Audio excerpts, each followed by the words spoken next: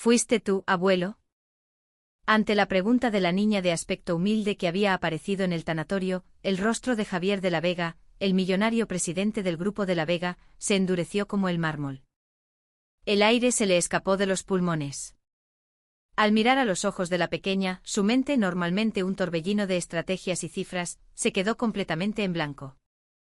Era la misma mirada de su hijo muerto. Y con la siguiente frase de la niña, Javier sintió que todo su mundo, construido con tanto esmero durante décadas, se desmoronaba sin remedio. Llovía sobre Madrid. Una lluvia fría y persistente que parecía querer lavar la tristeza de la ciudad. En la sala más exclusiva del tanatorio de la M30, un mar de trajes negros y rostros solemnes llenaba el espacio. El aire olía a lirios y a un dolor contenido, de alta sociedad. En el centro de todo, rodeada por una opulenta muralla de crisantemos blancos, la fotografía de un hombre joven y sonriente con un traje impecable. Era Mateo de la Vega, vicepresidente del grupo, fallecido con tan solo 35 años. Frente a la fotografía, su padre, Javier, permanecía erguido como una estatua. A sus casi 70 años, su postura era impecable, sin un atisbo de debilidad. Solo las arrugas más profundas que de costumbre y la sombra oscura bajo sus ojos delataban el abismo de su pena.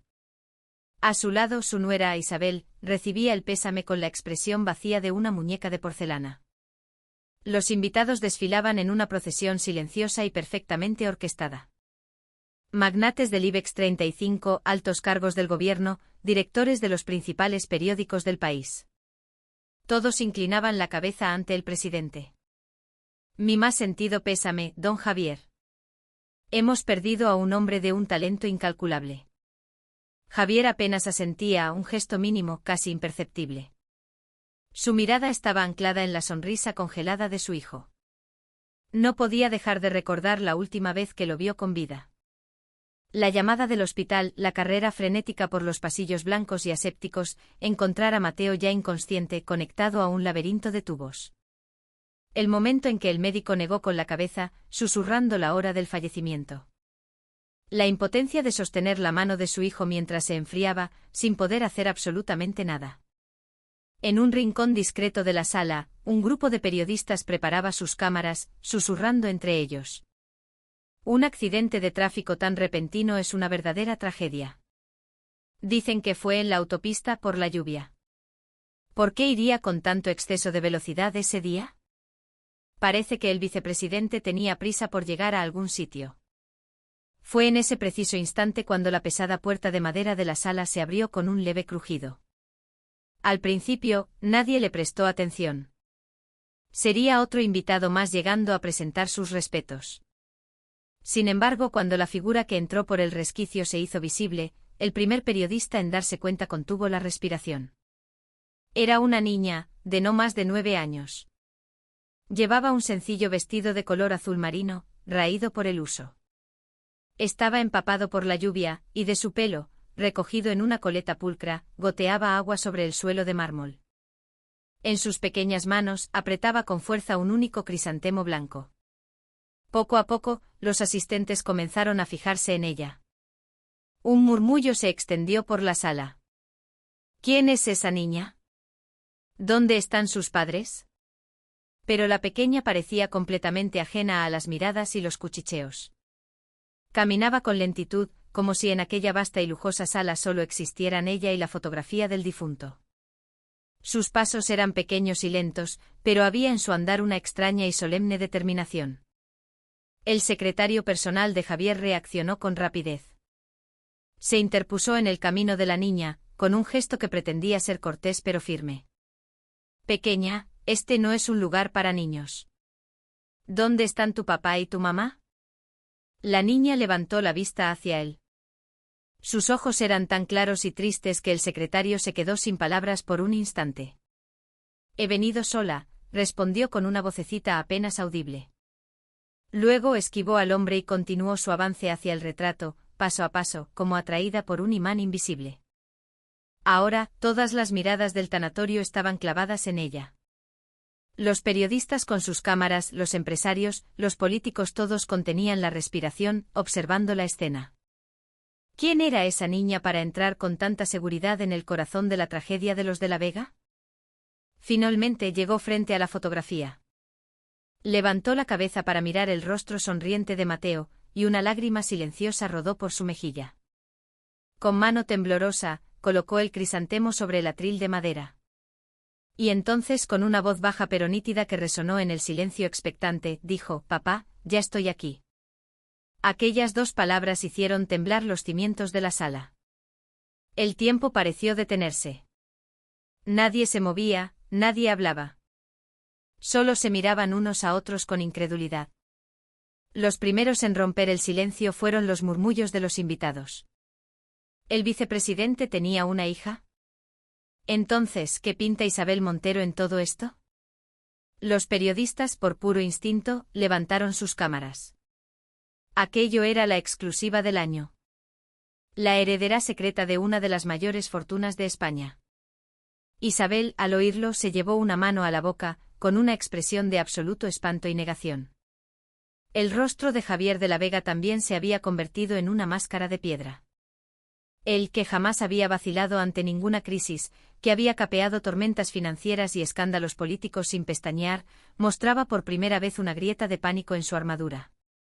Lentamente, como si arrastrara un peso invisible, se acercó a la niña. Se arrodilló para mirarla a los ojos y con voz temblorosa, preguntó: «¿Tú quién eres?». La niña levantó la cabeza y miró a Javier directamente. En ese instante Javier sintió que se ahogaba. Las pupilas de la niña, la forma de sus ojos, la intensidad de su mirada eran un reflejo exacto de las de su hijo. Era la misma mirada con la que Mateo lo observaba de pequeño. «Me llamo Sofía García». «¿García?» No, no podía ser. La mente de Javier se negaba a procesarlo. «¿Quién te ha enviado aquí?».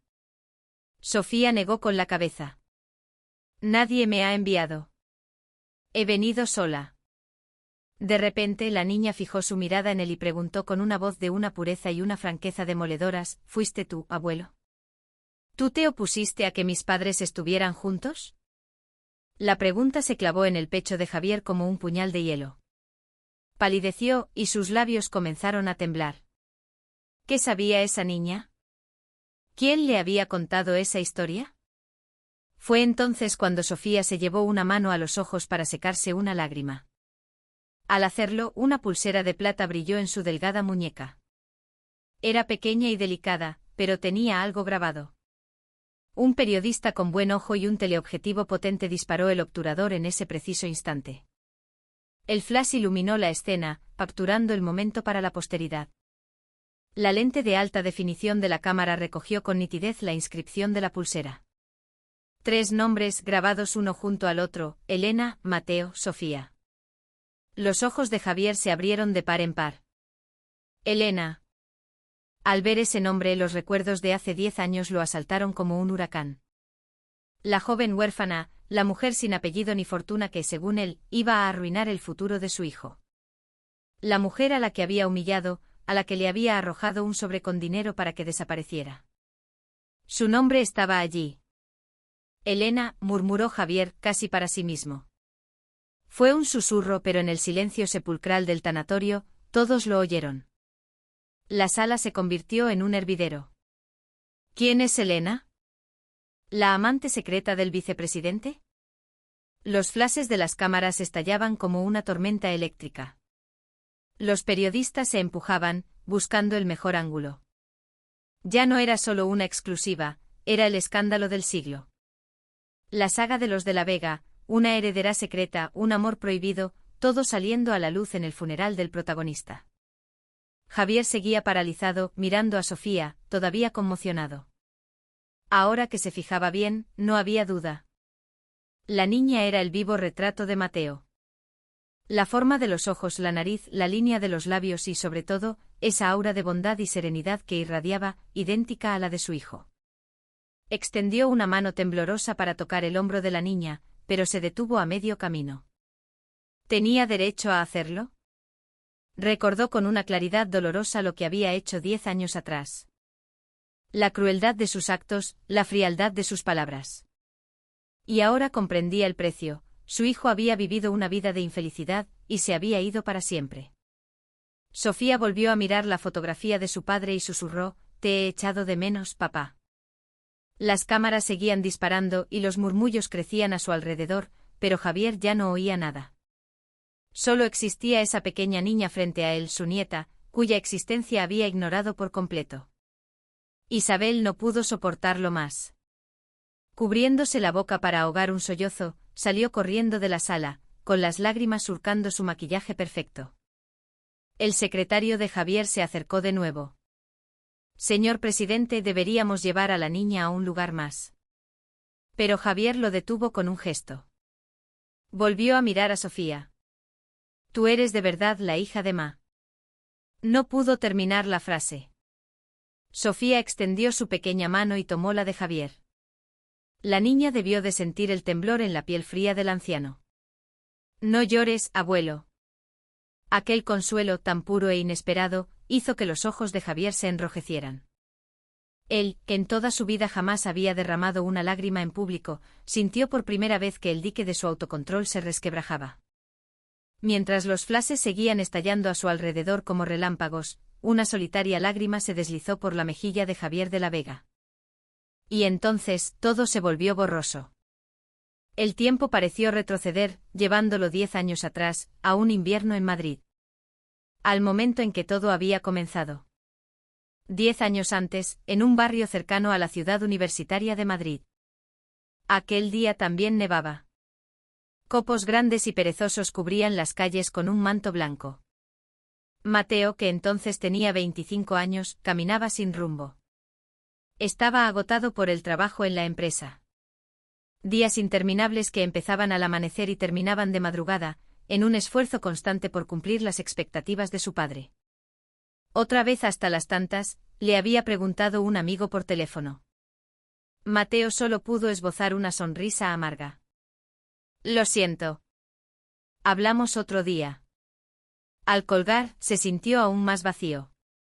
Tenía dinero o un futuro brillante, pero ni una sola persona con la que compartir su soledad.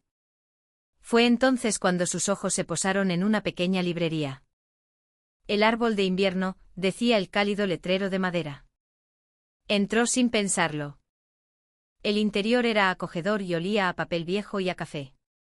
Estanterías de madera repletas de libros, una luz tenue y una suave melodía de guitarra clásica que sonaba de fondo. Era como entrar en otro mundo, un refugio de paz.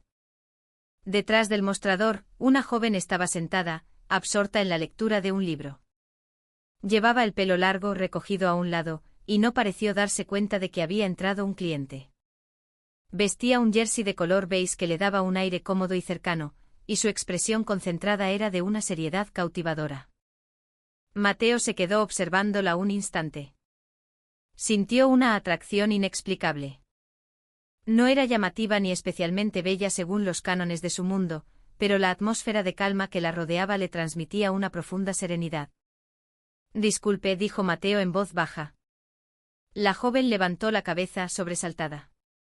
«Ah, perdón. No le había oído entrar». Su sonrisa tímida hizo que Mateo también sonriera. «No se preocupe». ¿Qué libro leía con tanta atención? Ella le mostró la portada. «El Principito». «Es un libro que nunca me canso de leer». En ese instante el corazón de Mateo dio un vuelco. El Principito era su libro favorito de la infancia. Pero su padre siempre le había dicho que esas lecturas eran una pérdida de tiempo, que debía centrarse en manuales de gestión empresarial. «A mí también me encanta ese libro», dijo Mateo. «Sobre todo la parte del zorro». Los ojos de la joven brillaron. «¿De verdad?» «Cuando dice que lo esencial es invisible a los ojos». Empezaron a hablar de libros de forma natural. Aunque acababan de conocerse, se sentían tan cómodos como si se conocieran de toda la vida. A partir de ese día, Mateo se convirtió en un cliente habitual de la librería. Al principio, la excusa era comprar libros, pero la verdadera razón era verla a ella. Se llamaba Elena García. Tenía 23 años, acababa de licenciarse en filología y trabajaba a tiempo parcial en la librería. Crecí en un orfanato, le confesó ella un día en voz baja. La mayoría de la gente al oír algo así, reaccionaba con lástima o incomodidad, pero Mateo fue diferente. Debió de ser muy duro. Sí, respondió Elena con una sonrisa que era más fuerte que triste. Pero gracias a eso me hice fuerte. Y los libros me ayudaron a no sentirme sola. Había una entereza en su sonrisa que la hacía hermosa. La admiraba por haber llegado a la universidad por sus propios medios, por vivir su vida con una dignidad silenciosa. Con el tiempo se hicieron inseparables. Cenaban juntos después del trabajo, iban al cine los fines de semana, paseaban por el Retiro hablando de todo y de nada. Cuando estaba con Elena, Mateo dejaba de ser el heredero del grupo de la Vega para convertirse simplemente en Mateo, un joven normal. Mi padre nunca cree que sea suficiente, suspiró él un día. Haga lo que haga, siempre encuentra un defecto. Elena le ofreció un café caliente y le tomó la mano con suavidad. Pero te esfuerzas muchísimo, Mateo. Algún día lo reconocerá.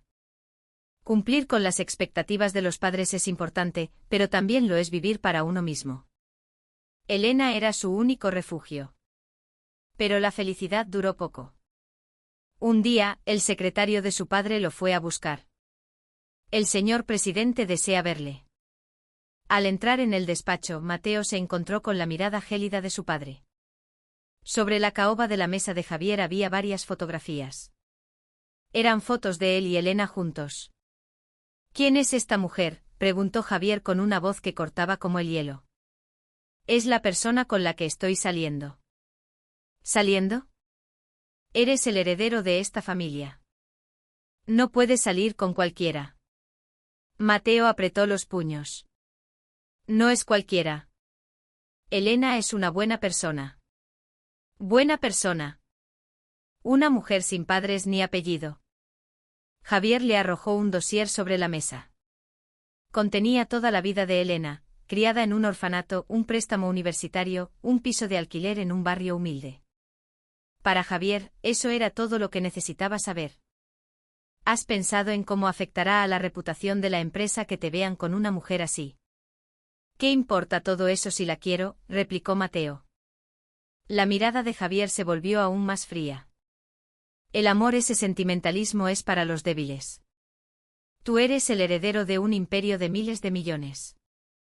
Debes casarte con una mujer que esté a tu altura. Deja de ver a esa mujer. Es una orden. Mateo temblaba de rabia, pero la expresión implacable de su padre le impidió seguir discutiendo. Aquella noche llamó a Elena. Creo que hoy no podremos vernos. Tengo trabajo en la oficina. No te preocupes, respondió la cálida voz de Elena. Descansa bien cuando termines. A Mateo se le encogió el corazón. Siguió viendo a Elena a escondidas, pero la vigilancia de su padre se intensificó. El equipo de seguridad de la empresa lo seguía, informando de cada uno de sus movimientos. Un día fue Elena quien se dio cuenta. Últimamente siento como si alguien nos siguiera, dijo mientras se encontraban en la librería. Y hoy ha venido un hombre extraño a hacerme preguntas. Sobre quién soy, sobre qué relación tengo contigo. Mateo le apretó la mano con fuerza. Lo siento. Es mi padre, se opone a lo nuestro. El rostro de Elena palideció. Entonces nosotros. No te preocupes, la interrumpió Mateo. Yo le convenceré. Aunque me lleve tiempo, conseguiré que te acepte. Pero su promesa nunca se cumplió. Días después, un sedán de lujo se detuvo frente a la librería. Dos guardaespaldas de traje negro descendieron primero, seguidos por Javier. La visión de un magnate como él en una modesta librería de barrio hizo que los pocos clientes que había dentro se giraran, sorprendidos. Javier se acercó a Elena con paso lento y firme. ¿Usted es Elena García? Elena asintió, nerviosa. Necesito hablar con usted. Se trasladaron al bar de un hotel cercano. Javier miró a Elena con frialdad y lanzó un sobre grueso sobre la mesa. ¿Cuánto quiere? Perdón, preguntó Elena con voz temblorosa. El precio por desaparecer de la vida de mi hijo. No puedo tolerar que una mujer como usted esté a su lado. ¿Una mujer como yo? Los ojos de Javier se afilaron. Sin padres, sin familia, sin nada. De un orfanato. Mi hijo y usted no pertenecen al mismo mundo. Elena palideció, pero empujó el sobre con mano temblorosa. Yo no estoy con Mateo por su dinero. Entonces, ¿por qué? Por amor. Déjese de tonterías. Si de verdad le importa Mateo, se alejará. Por su culpa podría perderlo todo. Javier se levantó y le lanzó una última advertencia. Coja este dinero y desaparezca. Si se niega, me encargaré de que pierda esa librería donde trabaja, el piso donde vive todo. Tengo el poder para hacerlo. Elena contuvo las lágrimas, bajando la cabeza. Comprendió que por el bien del hombre que amaba, debía retirarse. Desaparezca en una semana. Y no vuelva a acercarse a mi hijo nunca más. Después de que Javier se fuera, Elena permaneció sentada un largo rato con el sobre intacto sobre la mesa. Aquella noche hizo su última llamada a Mateo. Mateo, tenemos que dejarlo. ¿Qué dices? ¿Por qué de repente? He estado pensando y creo que somos de mundos demasiado diferentes. Lo siento. Y colgó. Mateo intentó llamar de nuevo, una y otra vez, pero ella no respondió. Al día siguiente Elena había desaparecido sin dejar rastro. Mateo la buscó como un loco. La librería, el piso de alquiler no estaba en ninguna parte. Una semana después, Javier llamó a su hijo a su despacho. Esa mujer finalmente aceptó el dinero y se fue. ¿Qué está diciendo? Javier sonrió con frialdad, mintiendo. Le ofrecí dinero y lo cogió sin dudarlo. Al final, solo le interesaba tu fortuna. Mentira. Elena no es así. Entonces, ¿por qué ha desaparecido sin más? Piénsalo. Una huérfana que conoce al heredero de un imperio, ¿qué crees que buscaría? Mateo no quería creerlo, pero la desaparición de Elena era un hecho. Por más que la buscaba, no aparecía. La duda, como un veneno, comenzó a corroer su corazón. Espero que hayas aprendido la lección, concluyó Javier con satisfacción. En este mundo no te puedes fiar de nadie. Especialmente cuando hay dinero de por medio. Aquel día, Mateo cambió. Dejó de creer en el amor, dejó de confiar en la gente. Se convirtió en una marioneta que hacía lo que su padre ordenaba. Pero la verdad era muy distinta. Elena no había aceptado el dinero. Simplemente se había apartado por amor. La mentira de Javier había cambiado el destino de ambos para siempre. Mateo vivía como una cáscara vacía. Iba de la oficina a casa, trabajando como un autómata. Su mirada estaba hueca y su cálida sonrisa había desaparecido. Sus colegas murmuraban que había cambiado, pero nadie se atrevía a preguntar por qué. Mateo, ¿hasta cuándo vas a seguir así?, le preguntó su madre un día, con la preocupación dibujada en el rostro. Pero él solo respondía con monosílabos. Estoy bien, mamá. Bien. Apenas comes, no duermes. Viendo a su hijo así, Javier se sentía satisfecho. Pensaba que con el tiempo lo olvidaría todo. Y que cuando se casara con la mujer que él había elegido, todo volvería a su cauce. Pasaron 6 meses desde la desaparición de Elena. Esta noche tenemos una cena importante, le ordenó Javier. Ponte un buen traje. Mateo asintió con apatía. Sabía que negarse era inútil. Aquella noche en el reservado de un hotel de lujo, se reunieron 2 familias. Frente a ellos se sentaban un influyente político, el señor Montero, y su hija, Isabel.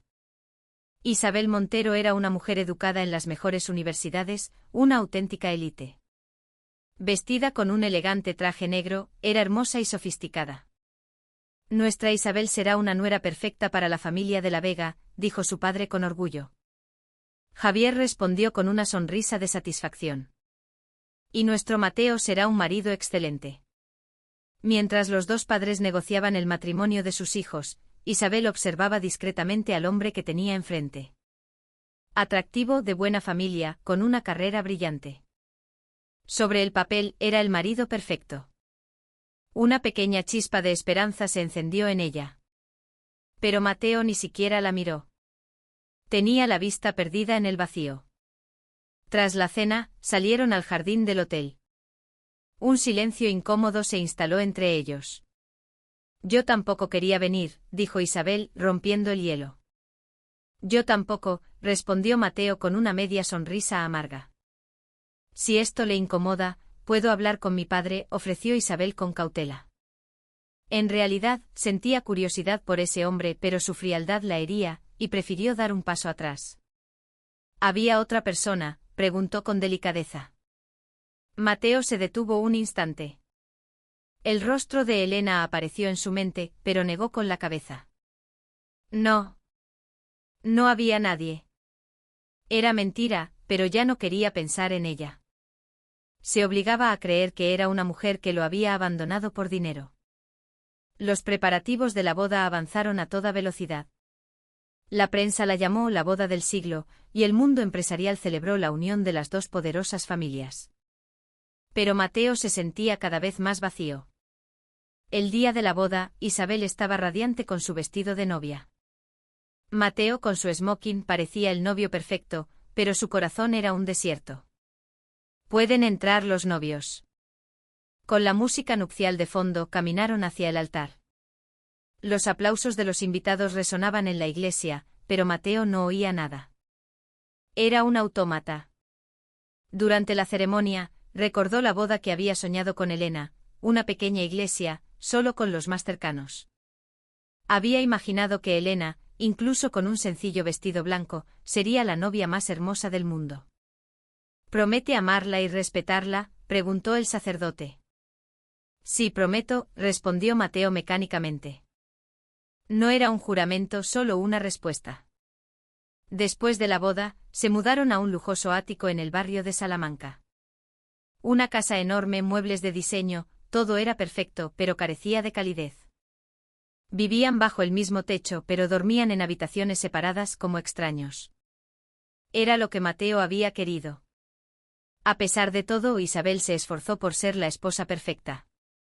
Le preparaba desayunos elaborados, intentaba conocer sus gustos. Pero Mateo se limitaba a leer el periódico y a responder con monosílabos. ¿Podrías volver pronto esta noche? Podríamos cenar juntos. Tengo trabajo. Cada rechazo era una pequeña herida en el corazón de Isabel. Mi padre nos ha invitado a cenar esta noche. Vendrás, ¿verdad? Había un atisbo de esperanza en su voz, pero Mateo no lo percibió. Sí. Hay que ir. Solo sentía la obligación de mantener las apariencias. Isabel, aunque conocía la verdad, no perdía la esperanza de que algún día las cosas cambiaran. Así pasaron 10 años. No tuvieron hijos.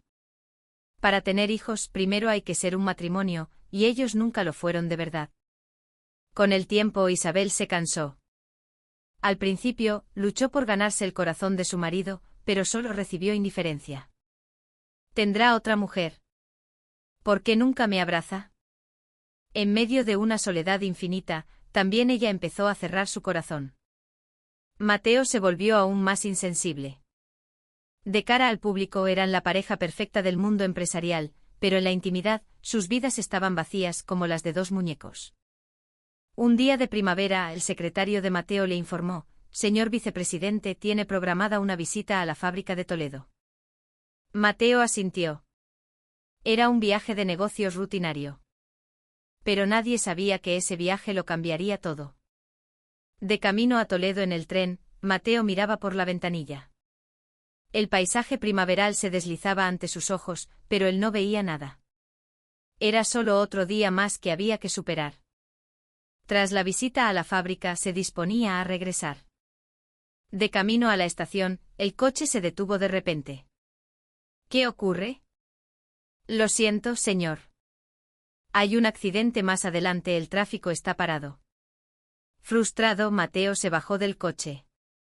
Decidió caminar hasta la estación, no estaba lejos.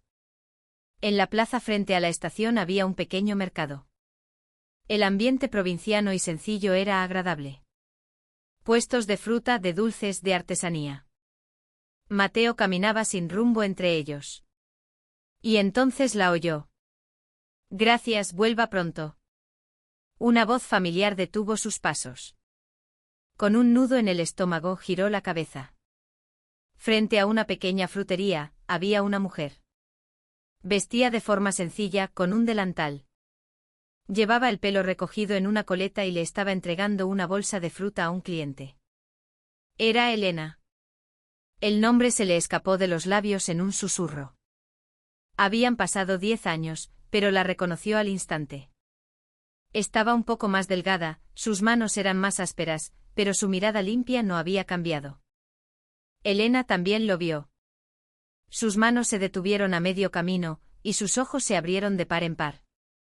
Miraba a Mateo como si estuviera viendo un fantasma. Se quedaron inmóviles, mirándose el uno al otro. Los 10 años de distancia parecieron desvanecerse en un instante. El ruido del mercado, la gente que pasaba, todo desapareció. Mateo, dijo Elena con voz temblorosa. Él se acercó lentamente.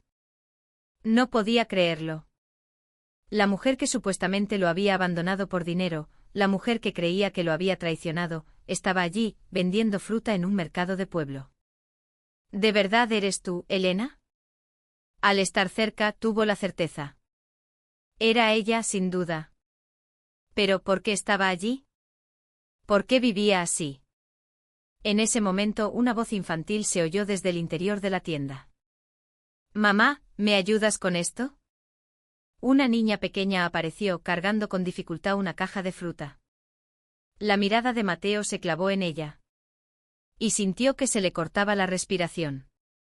En el rostro de la niña, vio un reflejo de su propia infancia. Los mismos ojos, la misma nariz, incluso la forma de sonreír. Tartamudeó Mateo. Elena, viendo su expresión, metió rápidamente a la niña en la tienda. Sofía, entra dentro, cariño. Sofía. Al oír ese nombre el corazón de Mateo empezó a latir con una fuerza enloquecida. Señor vicepresidente, el tren va a salir, dijo la voz de su secretario. Elena, con la mirada perdida, cerró los ojos con fuerza y se metió en la tienda. Mateo, mientras caminaba hacia la estación, se giró varias veces, pero la puerta de la frutería permaneció cerrada. Mateo regresó a la oficina, pero su mente se había quedado en aquel pequeño mercado de Toledo. El rostro sorprendido de Elena y, sobre todo, la imagen de aquella niña que se le parecía tanto, no dejaban de atormentarle. Pasó la noche en vela. ¿Era posible? ¿Podía ser su hija? Una semana después, Mateo volvió a Toledo. Señor vicepresidente, ¿no terminamos ya la inspección la semana pasada?, preguntó extrañado su secretario. Hay algo más que debo comprobar, respondió Mateo con frialdad. No te preocupes. Durante el viaje en tren, su corazón latía con fuerza. Era una emoción que no había sentido en 10 años. O quizás era miedo. Al llegar, fue directamente a la frutería. Elena estaba allí, como siempre, vendiendo fruta. Al verlo, su rostro se endureció. ¿Por qué ha vuelto? Su voz era fría, pero Mateo no se dio por vencido. Tenemos que hablar, Elena. No hay nada de qué hablar. Usted está casado. Sea feliz con su vida. Elena se dio la vuelta, pero Mateo vio cómo le temblaban las manos. Esa niña es mi hija, ¿verdad? Ante la pregunta directa, el cuerpo de Elena se tensó. ¿Qué dice?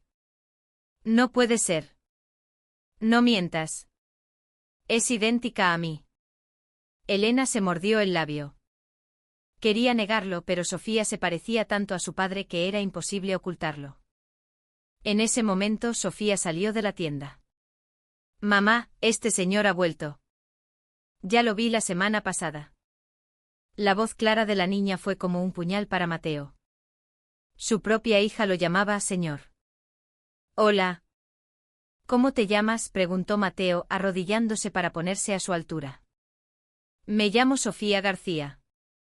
¿Y cuántos años tienes? 9. 9 años. Las cuentas encajaban perfectamente. Hacía 10 años que se había separado de Elena. La niña tenía 9 años. Mateo tuvo la certeza. Señor, ¿quiere comprar fruta? Le doy la más rica. Sofía sonrió y asintió. Mientras la niña elegía la fruta, Mateo le dijo a Elena en voz baja: ¿Por qué no me lo dijiste? Si lo hubiera sabido, ¿qué habría hecho?, respondió Elena con 10 años de resentimiento en la voz. ¿Se habría enfrentado a su padre para protegerme? Entonces no tenía la fuerza, pero ahora es diferente. Es demasiado tarde. Ya tenemos vidas separadas. Mateo no se rindió. A partir de ese día, viajó a Toledo todas las semanas. En la empresa dijo que estaba desarrollando un nuevo proyecto en la zona, pero en realidad iba a ver a Elena y a Sofía. Al principio Elena lo rechazó con firmeza. Por favor, no venga más. Mi hija y yo estamos bien. Sofía necesita un padre. Ha crecido bien sin él. No necesitamos su preocupación. Pero Mateo no se rindió. Cambió de táctica. Empezó a acercarse a la niña poco a poco. Sofía, ¿quieres que te compre algo rico? Tengo que preguntarle a mamá. Pues vamos a preguntárselo juntos. Sabía que con la niña delante Elena no podría ser tan dura. Con el tiempo Sofía empezó a abrirle su corazón. Mateo descubrió que le encantaban los libros y le regaló cuentos. Supo que le gustaba dibujar y le compró una caja de lápices de colores.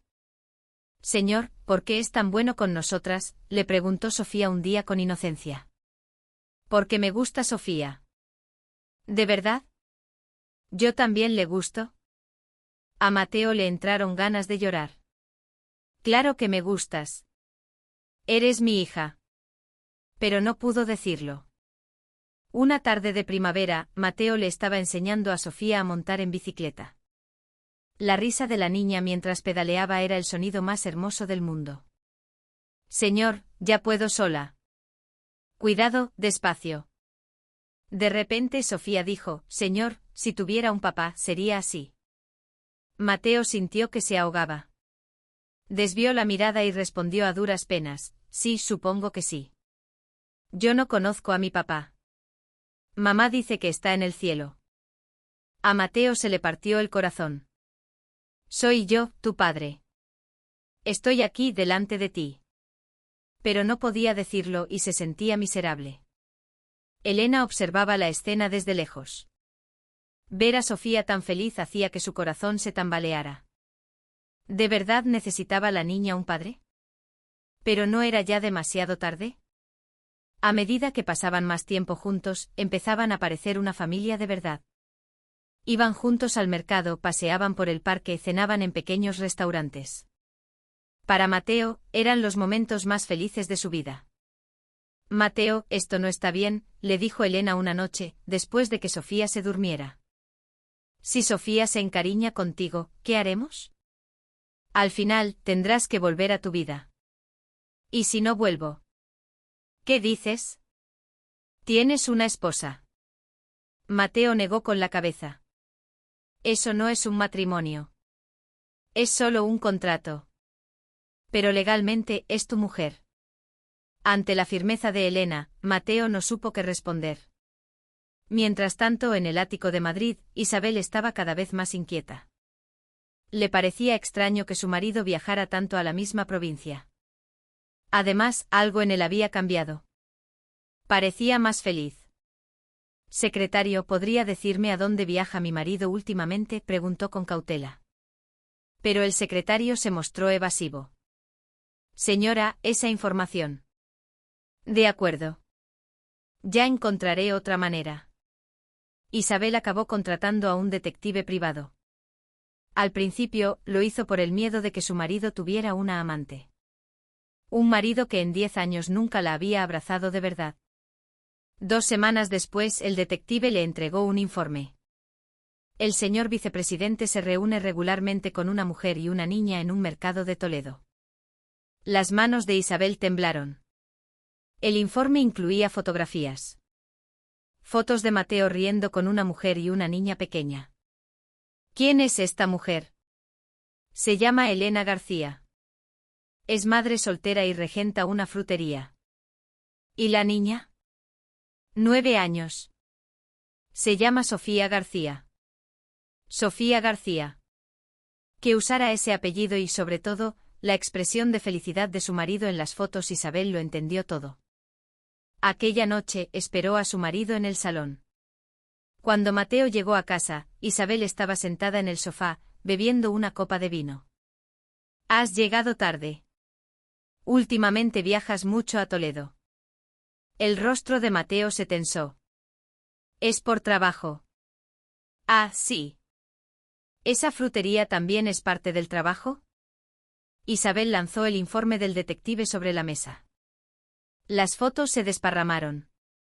Explícamelo. ¿Quién es esa mujer y quién es esa niña? Mateo guardó silencio un momento y luego respondió: es alguien a quien conocí antes de casarme. ¿Y la niña? Contesta. ¿Es tu hija? El silencio de Mateo fue la respuesta. Las lágrimas brotaron de los ojos de Isabel. ¿Cómo has podido? ¿Me lo has ocultado durante los 10 años que hemos vivido juntos? Yo también me enteré hace poco. ¿Y qué? ¿Ahora vas a hacer de padrecito? La voz de Isabel se volvió cortante. Si vuelves a ver a esa mujer, no me quedaré de brazos cruzados. ¿Crees que mi familia es débil? Si eliges a esa mujer y a esa niña, mi familia tampoco se quedará quieta. Y se lo contaré a tu padre. Era una advertencia clara. Isabel también era hija de un político. Tenía el poder para hacer lo que fuera necesario. Mateo se sintió de nuevo contra la pared. Como 10 años atrás, a punto de perder a las personas que amaba. Se sentía un inútil. Aquella noche Mateo se encerró en su estudio. El perfil nocturno de Madrid era deslumbrante, pero su corazón estaba a oscuras. A las 2 de la madrugada, la puerta se abrió. Era Isabel. Tenía los ojos hinchados de llorar. Todavía despierto. Mateo levantó la vista. Habían vivido juntos 10 años, pero ¿se habían mirado alguna vez así, de frente? Isabel, tenemos que hablar. Isabel se sentó frente a él. Un pesado silencio cayó entre ellos. Mateo la miró a los ojos y dijo: lo siento. Pero tú también eres una víctima de este matrimonio. Tanto tú como yo.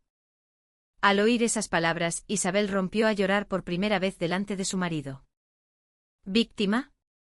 ¿Eso es todo lo que tienes que decir? Ninguno de los dos quería esto. No es verdad. Al menos yo lo intenté. La voz de Isabel temblaba. 10 años de dolor reprimido salieron a la superficie.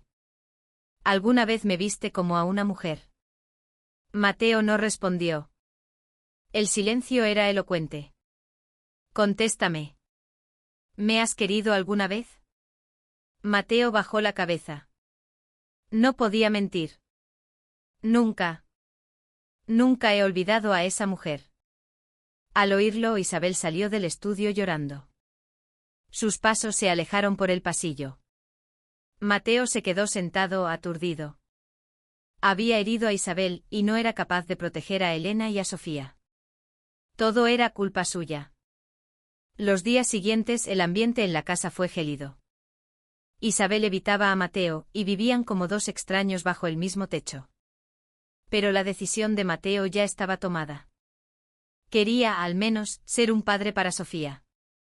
Ese fin de semana, con la determinación final, se dirigió a Toledo. Hoy se lo contaría todo a Elena. Juntos encontrarían una manera de estar juntos. Daba igual lo que dijera su padre o lo que pasara con la empresa. A partir de ahora, viviría para Sofía.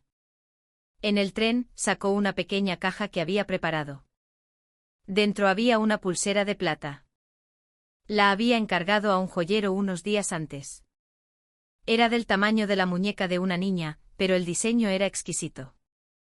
Al llegar a la estación, caminó más rápido de lo habitual hacia el mercado.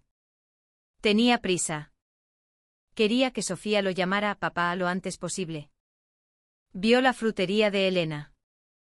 Era sábado y había muchos clientes. Elena trabajaba con diligencia, y Sofía hacía los deberes en un rincón. «Señor», gritó Sofía al verlo, y corrió hacia él. La sonrisa radiante de la niña le alegró el corazón. «Hola, Sofía». «¿Haciendo los deberes?» «Sí, ya he terminado». «¿Qué ha venido a hacer hoy?» «Te he traído un regalo». Los ojos de la niña brillaron. Elena también se acercó, después de atender a un cliente. ¿Otra vez ha comprado algo? Por favor, no lo haga más. Pero en su voz ya no había la dureza de antes.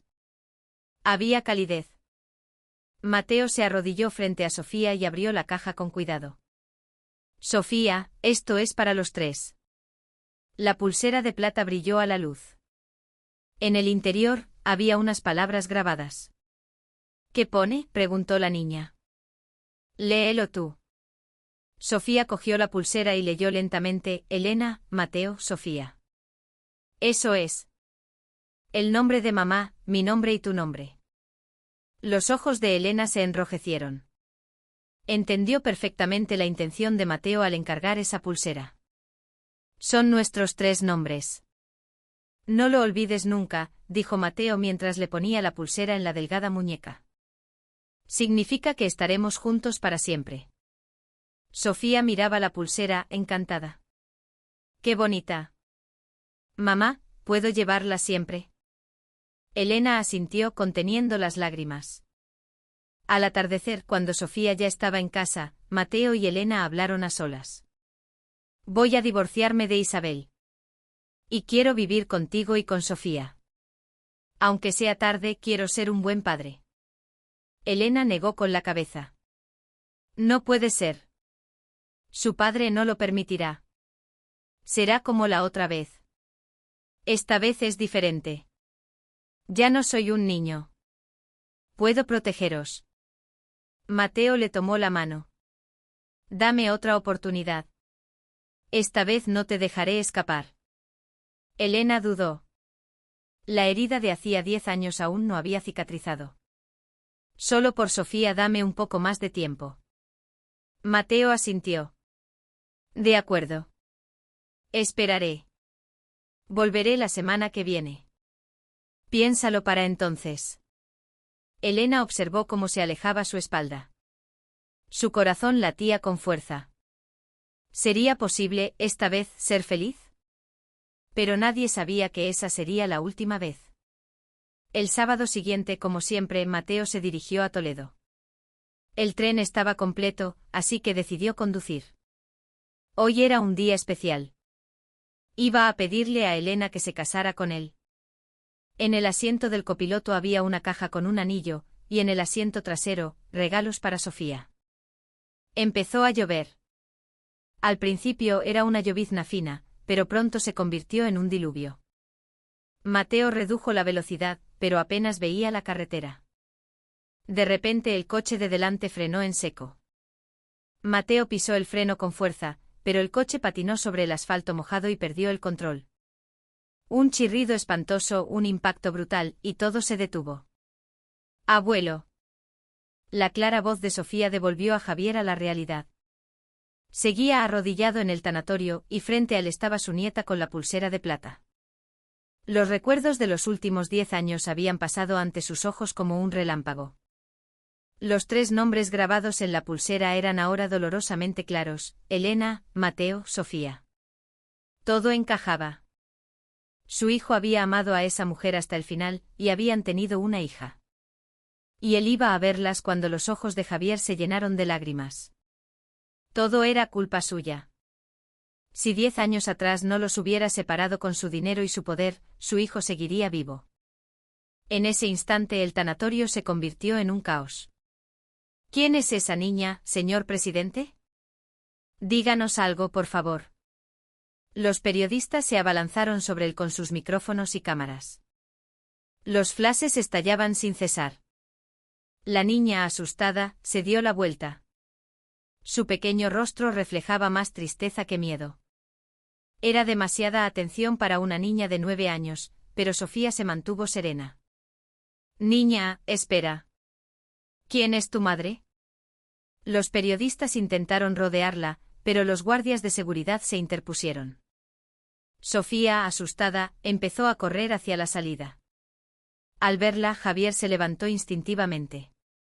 Apenas tenía fuerzas en las piernas, pero la siguió fuera, como arrastrado por una fuerza invisible.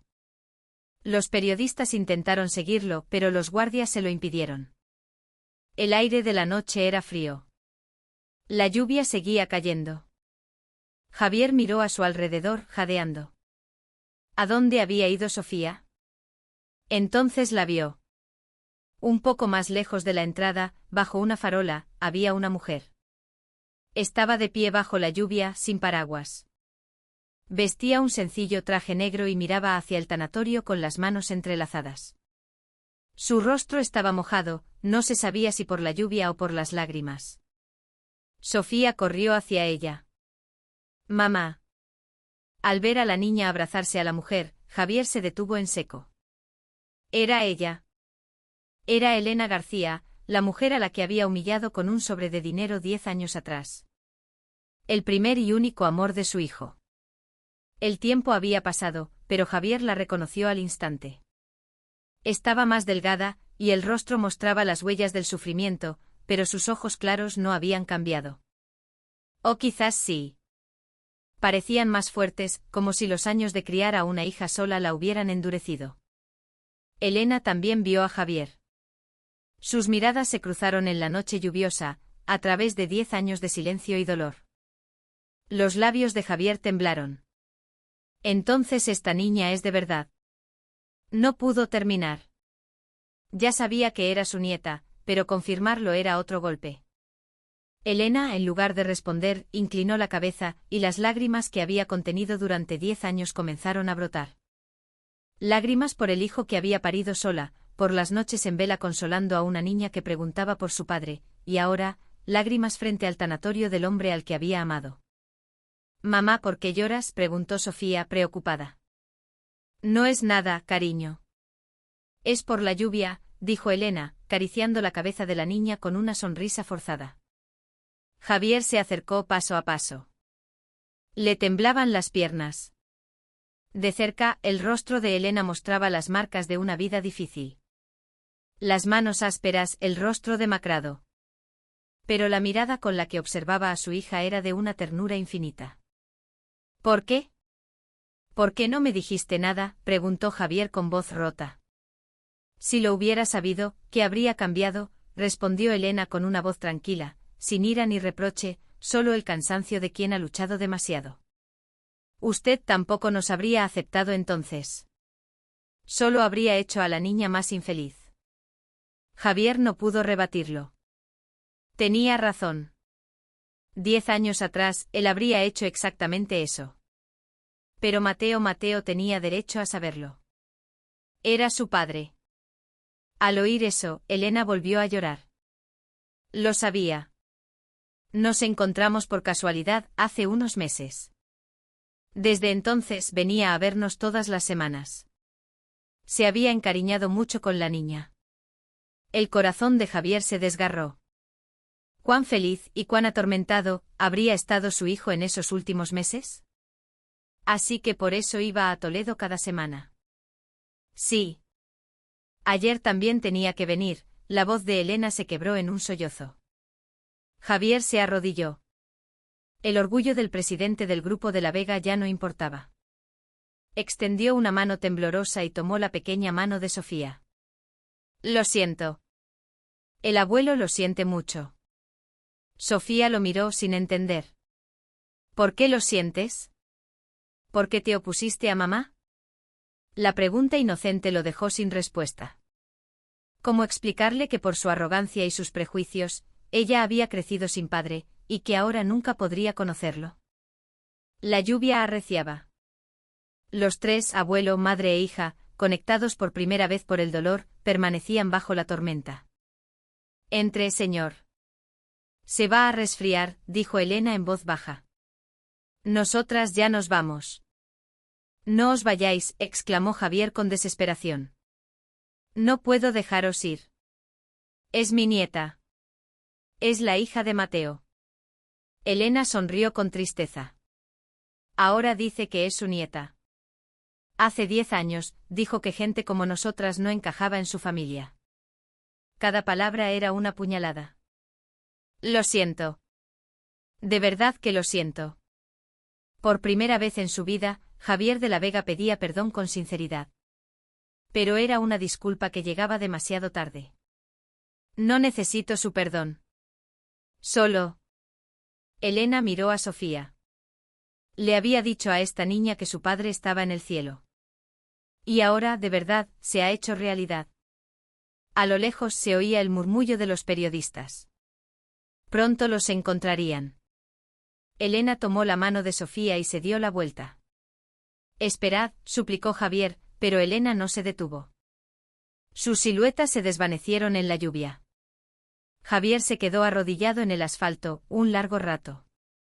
El agua fría lo empapaba, pero sentía más frío en el alma. Tenía una nieta. Una nieta que durante 9 años había crecido sin padre, y que ahora lo había perdido para siempre. Y todo era culpa suya. Señor presidente, su secretario llegó corriendo con un paraguas. ¿Se encuentra bien? Entremos, por favor. Javier se levantó apoyándose en su secretario, pero su mirada seguía fija en la dirección por la que habían desaparecido Elena y Sofía. La imagen de las dos bajo la lluvia, las lágrimas de Elena, los ojos claros de Sofía y la pulsera de plata, el último rastro que había dejado su hijo, se grabaron a fuego en su memoria. ¿Qué podía hacer ahora? Él, que siempre lo había solucionado todo con dinero y poder, se sentía impotente. El tiempo perdido no se recupera, y los muertos no vuelven. De regreso al tanatorio, Javier tomó una decisión. El resto de su vida, fuera el que fuese, lo dedicaría a expiar su culpa.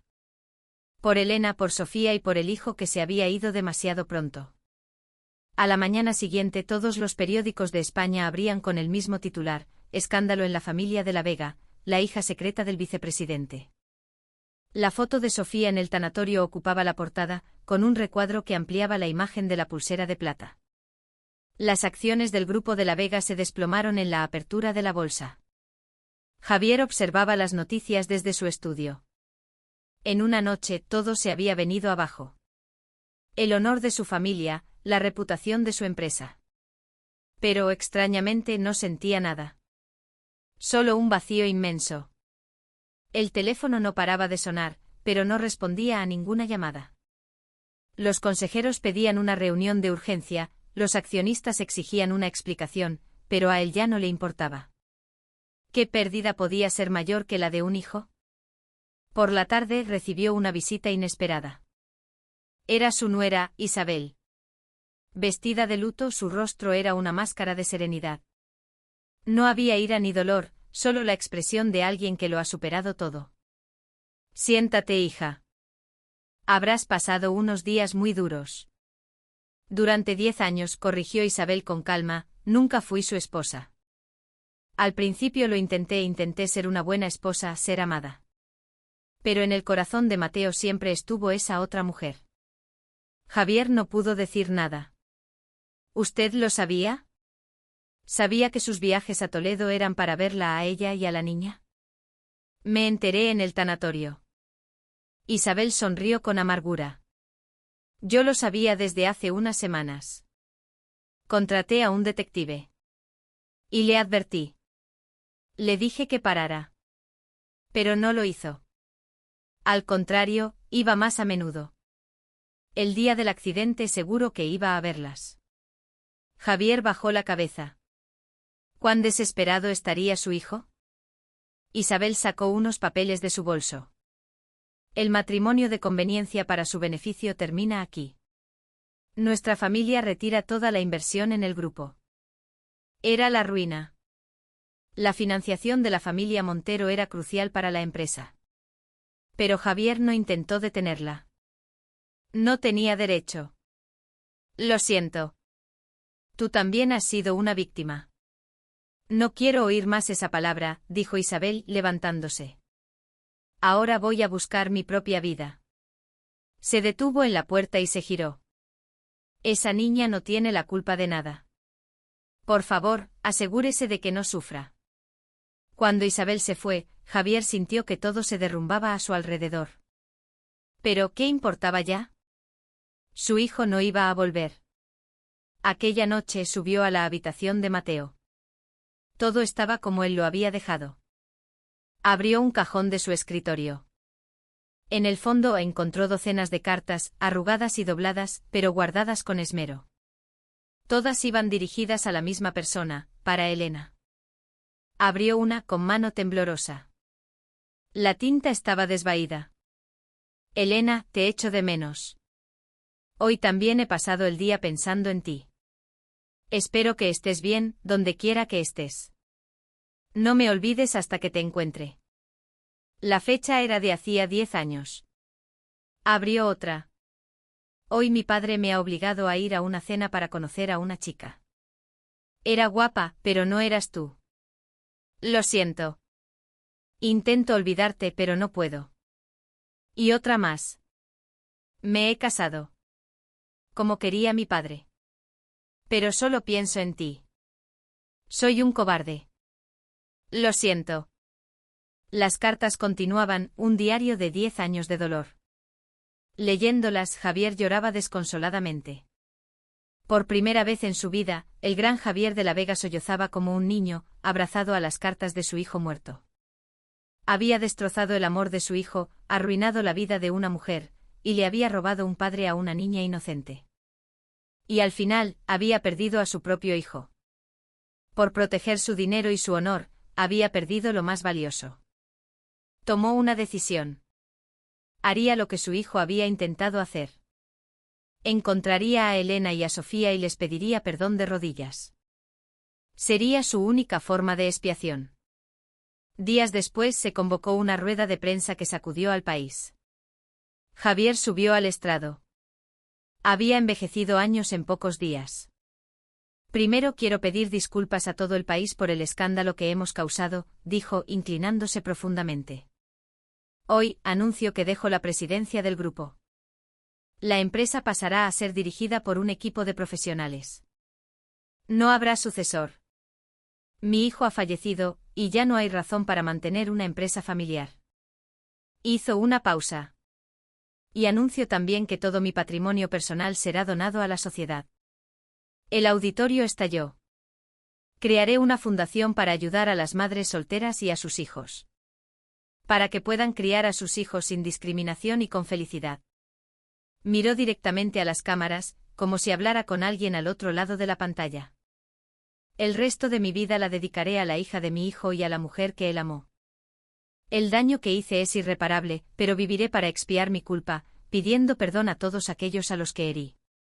En un pequeño mercado de Toledo, Elena veía la rueda de prensa en un televisor viejo. El rostro de Javier ya no era el del hombre arrogante que la había humillado. Había un arrepentimiento genuino en sus ojos. «Mamá, ¿qué miras?», preguntó Sofía, que volvía del colegio.